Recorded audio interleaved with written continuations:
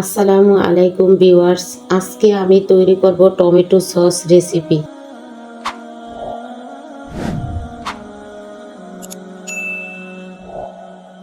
রেসিপিটি শিখতে হলে না টেনে পুরো ভিডিওটি দেখুন। কিভাবে কর্নফ্লাওয়ার ও ভিনেগার ছাড়াও পারফেক্টভাবে টমেটো সস তৈরি করতে পারবেন, এই টিপসটি আপনাদের সাথে শেয়ার করব। চলুন শুরু করা যাক। প্রথমে নিয়ে নিয়েছি টাটকা লালচে পাকা টমেটো। এগুলো ভালো করে ধুয়ে 4 ভাগ করে কেটে নিয়েছি। চুলায় একটি হাঁড়ি বসিয়ে কেটে রাখা টমেটোগুলো দিয়ে দিয়েছি। তাতে অল্প পরিমাণে আদা কুচি, 4 থেকে 5 কোয়া রসুন, একটি পেঁয়াজ ও 2টি শুকনো মরিচ দিয়ে দিয়েছি। এখন সিদ্ধ করে নেব।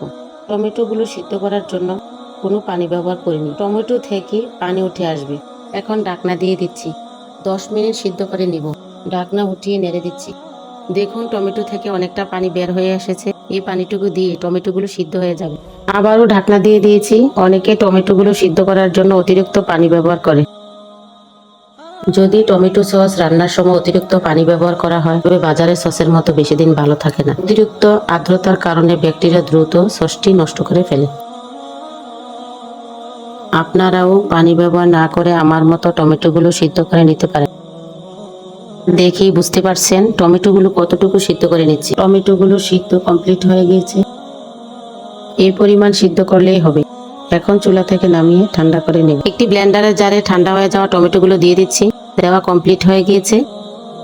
এখন ঢাকনা দিয়ে টমেটোগুলো ব্লেন্ড করে নিব। ব্লেন্ড করা হয়ে গিয়েছে।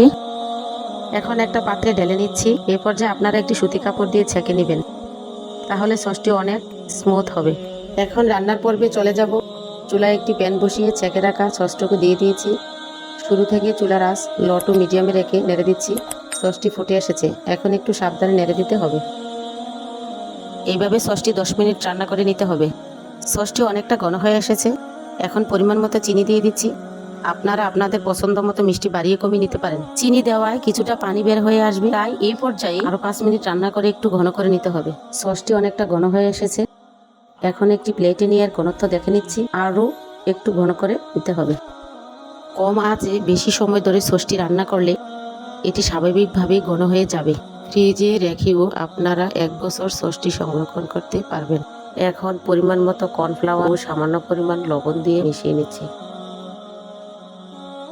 আরও একটু ঘন হয়ে আসলে পরিমাণ মতো ভিনেগার দিয়ে একটু রান্না করে চুলা থেকে নামিয়ে নিব। এই পর্যায়ে সসটি ভিনেগারের সাথে ভালোভাবে মিশিয়ে নিতে হবে এবং ঘন ঘন নেড়ে দিতে হবে। আবারও একটি প্লেটে নিয়ে সসটি ঘনত্ব দেখে নিচ্ছি। পারফেক্টভাবে ঘন হয়ে এসেছে। এখন চুলা থেকে নামিয়ে নেওয়ার পালা।